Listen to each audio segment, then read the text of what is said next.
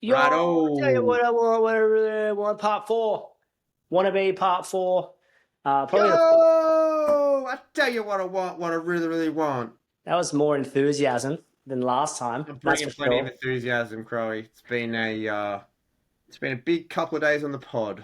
Oh yeah. Now, interesting. So working out what your ideal clients wants, and then because what you want's located on the other side of what they want. So if we can give them what they want consistently, we can get what we really, really want coming at ya, Pussycat Dolls style.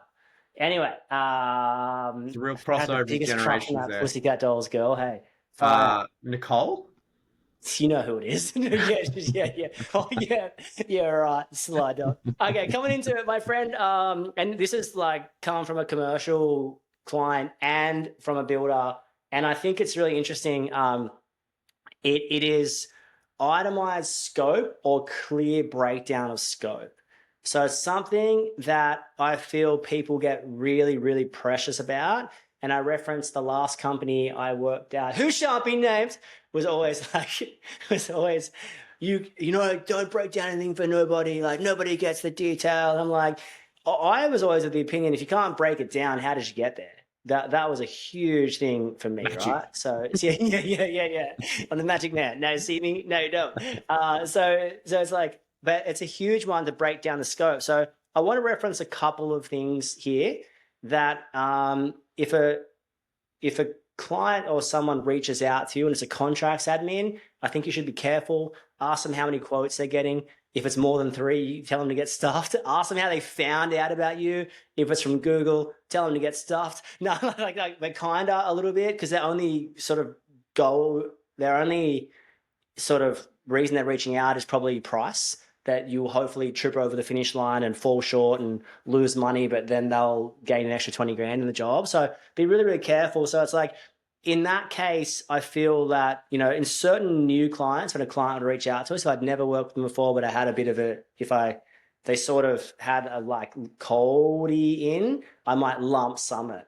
But when I had a warm in, I would break this thing down into the price book, really itemized and really well, because I want to put my best foot forward for the job. So huge consideration, I think, for me in the breakdown is that when someone sends you those plans, you what's called an RFI, you got a request for information. So we've got all checklists and everything for commercial or resi or new build or duplex or whatever, kitchen, right? You got to have your key questions that you sort You of build ask ever. to establish the scope, right? So it's like, and I'm a big believer that the job can be won or lost when you're asking or finding out about the scope. So if someone sends you the plans on a napkin, it's not necessarily the end of the world, although it's pretty close at times. But if we can extract the scope out of them, we used to work with people that I dare say were quite difficult to work with, and I would say that to their face. But they would send us these plans. Extremely difficult to work with. This thing of However, like inverted commas plans, right? I'm like, it's not a plan, that's a kid's drawing, right? What is that, right? Crazy, it's crayon. But then I'm like, okay, tell me about this, this, and this, and this, and now we're establishing a scope, and they're like, oh, thank God, you're so good to work with. So it's like not all doom and gloom.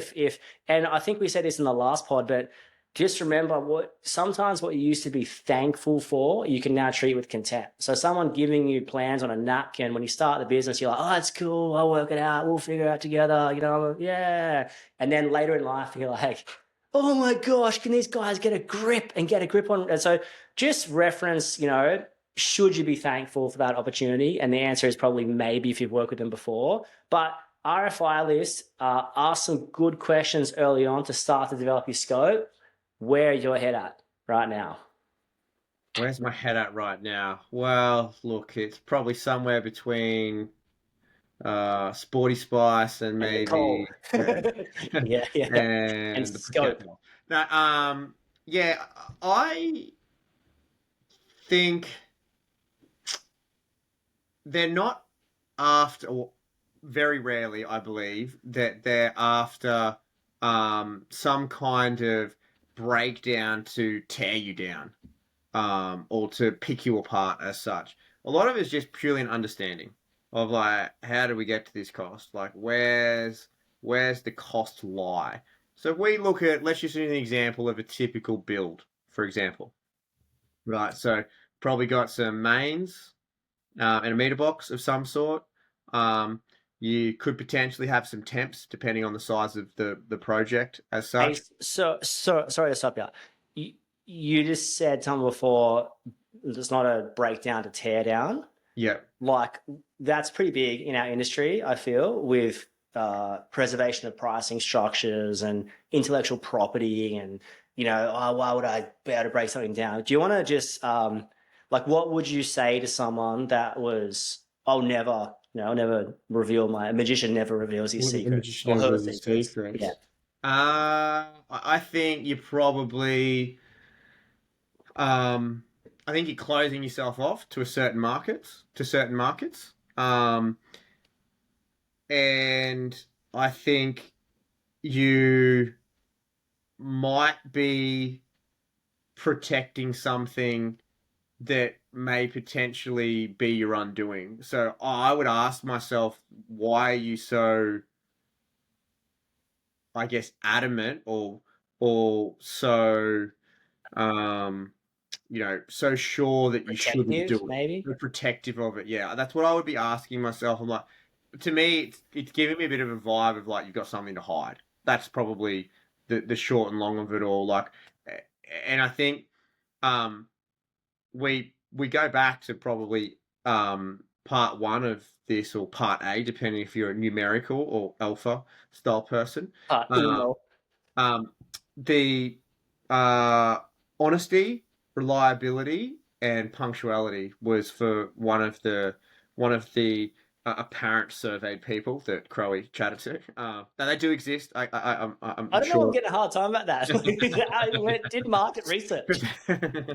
Just cruising down the main street of Bangalore, just ranting. I So just sat on the roundabout with a cardboard yeah. sign draped around my neck. Tell me what Yeah, you want in electric. the What do you town got? What crier. from You, us? you, you, you. Yeah, so I would that's probably what springs to mind around that because I think what are you trying to hide? I feel how did you obviously got into that price somehow. How did you get to that price, right? And Now, just to touch on that too, like so, let's just say you send a 50 grand resi job for a yeah, client you've worked for before, right? And then you've broken it down into like I don't know, 100 PowerPoints at 150 and 27 something at yeah, $270, like whatever. Like, what if they wanted to see the breakdown of that? yeah. Well, I would probably say that um I would probably look at it like where's the importance around that? Like to me then that it's I'm starting to question the client personally, myself, of like, So you oh so you break down into like yeah, subcircuit, switchboard, have it earthing. break down into If someone asked sections. for a double breakdown, Yeah, double yeah, breakdown, yeah. It's yeah. sort of because it's like I think you're being to me then it's picking it apart in a way that is not productive to anyone because it's it's going to be good in some parts and not adequate in the other parts, but the overall price is satisfactory. Yeah, so it's You like, know, you could pay, I don't know, it's like $37 for a 20 amp RCBO from yeah, here and 44 over here. yeah, But overall, your pricing might be 10% different at the more expensive RCBO place. yeah, Like and similar. I think in my experience too, um, I guess the quality people that I've enjoyed working with and had relationships with over the time, um, they don't get caught up in that type of detail. Like they're not.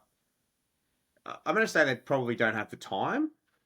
Well, you look at like I mean, Nor, electrical usually sort of what 3 to 5% of a job. So yep, $1 million build, you're 30 to 50 grand, right? Something like not too obviously home automation exclusion give and or take. just like a basic scope, right? Yeah, If they can save, if they can save 10% off the 5%, it might just not be worth their time hassling. Like it was such a small part of the scheme usually at this time. And I think as well, knowing when to break down and not break down. Mm. So like something's quite predictable, it's obviously going to get there via a price book because it's so easy to price, and we've done 10 like that or 20 like that, and it's going to land here. But if you're at a commercial place and the quote's 70 grand, and you kind of, you got to read the room. Every place you go to, every client's a little bit different. Some clients operate heavy from budgets, whether that's a reactive budget or proactive budget. So, sometimes, and some jobs, as we all know, some jobs look like 100 grand and they're 50, and some jobs look like 50 and they're 120. So if you are looking at a job and you're like, holy crap, this is going to be more expensive than what I think, you might have to make an additional phone call and be like, hey, just so you know, just come in here. Here's the loose breakdown of labor and materials. I think that shows an element of transparency, an element of confidence. Like if you can break something down into, yeah, this, and this, don't forget you're selling a service, not necessarily a product. Like it has to be broken down to some description, right? Yeah. So it's like, and there is a realm of market value that has to be applied to it. But I think reading the room is huge. Like your whole electrical business life and personal life, you got to read the room and read the person and read the time. So at some point, there's business owner that's like, just get it done. We've got to move in. I don't care what it costs. Another time it's like, I really care what it costs. Like, so if people are going to ebb and flow between those at certain stages of the business and certain stages of the economy in that business. So you've got to sort of like, I think you're not on high alert. That's a poor choice of words, but you've got to read the people and read the person, read the client, read the room, and that kind of stuff. So anyway, I kind of interrupted you before. Yeah, I agree with you. Like it's understanding the. I think I've got down here the relationship. What is the relationship to the client? I think it's an understanding of where that is and what it's lying in there. And have you worked with them before? Like if someone's asking me for a per item per point breakdown, and I've never spoken to them before, it's like they're just price checking. Yeah, Like they can politely get like, stuff. yeah, they can disappear. However, I think first and foremost, what it is, it's a breakdown and understanding of where the major costs are associated with the job. And I think it's a presentation sense. It's like, hey, we're outlining these are all the inclusions. This is a breakdown of where it would lie in. And like loosely, it's like mains meters, maybe some temp power, depending on the size of the job. You've probably got a power portion. You've probably got a lighting portion. I'm really big on light fitting separately. I think that's super important to have. I think it's really important to outline part of that of like what light fittings are not going to be supplied. I think that's a really big thing from the RFIs. What fittings does the client or builder want to supply, and totally okay with whatever they want to supply. That's Yeah. fine. But And get an understanding from the get go, right? Because that can have a big impact. Because that 12-foot chandelier that hangs from the third level all the way down the stairwell is not going to take 1.5 hours to install for a standard pendant. like pendants are like the hardest thing to price book ever, right? Yeah. And they bring So out this thing with 1,000 diamonds. Like, this is real diamond. I remember yeah, one time I was up this ladder. I had to get my brother-in-law in, who is not trade way inclined at he's a all. musician. He's a musician, right? But I had to get him in. We were just like taking chandeliers down for this client and reinstalling them at their new house. I remember getting up this ungodly extension ladder. Those chandeliers are so hard to get to at certain points. Having this thing at full arm extension, I don't know what it weighed, like 1,000 kilos. I don't know. My arm probably couldn't lift that much, but like, or couldn't lift anywhere near that much, of course. But like, I remember just thinking, holy crap, if I drop this thing, how much is that worth? And this client at that point was worth $600 million. So I'm assuming the chandelier wasn't your sort of standard one from Beacon Lighting. No offense to Beacon Lighting. It was But from Venice. yeah, the depths of Venice. So anyway, this is interesting. Just reading through my emails from, we helped out a client today in our help desk of just quoting, and that's what we sort of do. And you're just asking questions. So this is the questions we came up with. Just some were answered, some weren't. This plan wasn't quite on a napkin, but it was close. close to a napkin. Maybe what's a It step up was from a it napkin? was an unused napkin. Yeah. So it was, can we, assuming we can get the new cables through the existing conduit, like this is a conduit going from the house to the garage. Temp power do you need? Is there an existing, is there chasing required or walls battened out? Downlights, you happy with standard 10-watt dimmable, or do you want something more fancy like the Trend RDT 8s or whatever they are, 10s? LED strips, what ones would I go with? Dimming, pool, give me the switching and actual requirements, the specs. A couple of power questions in there, switches, what series we thinking? Obviously suggesting series, but like, where's the data hub located? Is there any TV, aerial outlets, aircon, amount of systems and sizes of systems, ceiling fans, make, model, anything else we need to know about that needs power, ventilation, internal, external grills, and obviously like suggesting that this is what we want to use. So this is what we suggest, because you're the expert, right? Confirming the appliance schedule, confirming hot water, gas, electric, a bit of column A, a bit of column B, and floor heating, heated tower hours. We've got specs on that. So it's all these questions you want to establish. You can imagine the guy sends the plans out to 3 people. One of them gets back to him with asking 0 questions. That to me is a red flag if I'm that guy, and my This plan. question is no question. Yeah, great. And I'm like, and then let's say they get back to me asking no questions with like not much of a breakdown. For me, if I'm him or her, I'm like, well, that person, how do I even know what they've included? Just says electrical works as per plans. So yeah, We well, didn't what, like, see any plans. yeah. I say you're a napkin. It's like, but and then picture it to someone else asking these questions, building rapport, building a relationship, and then sort of establishing that on an itemized, relatively broke down breakdown, and then we can submit it with confidence. Now the danger is that the good clients will lap this kind of product up. That there are clients that will see what you do and they'll match it with giving someone else a job because No. or they'll get the plans, or they get you. I remember sending like as builts. This is before ground plan, like with Bluebeam at that point, and I'd do as builts and I'd send them, and this is what we're going to do, and then certain clients just pass them on, and to me, I think you've got to be curious more than offended. So the offensive part of you wants to call someone and be like, "How dare you send my quote to someone?" I'm going to go on a limb, like not all the time, but be careful of someone who sends your prices around. It's not a great look. I don't think. Um, anyway, so Being interestingly generous. enough, like, but for me, I was just curious, like, why would they do that? And then I was like, is that someone I want to work with? And someone who's going to shop my plans and my scope and my price. I've done all the hard work. They send it to 10 people and hope that one of those 10 gets it wrong, or reasonably wrong, or 20% wrong. And for me, it was always like, I don't really want to move forward with that person at that point. Now, not saying anyone that sends you someone else's price, sometimes it can be extremely helpful. Like, let's face it. But other times, you've got to ask yourself the question, like, well, I don't know how I feel about that.